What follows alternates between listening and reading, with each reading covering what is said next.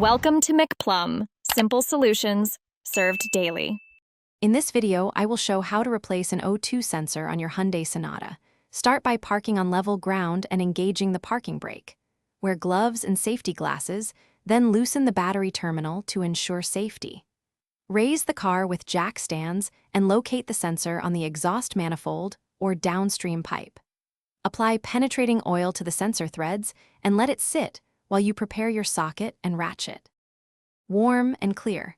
Jack the car up securely and support it with stands before crawling underneath. Identify the sensor you need to replace by tracing the exhaust or checking codes.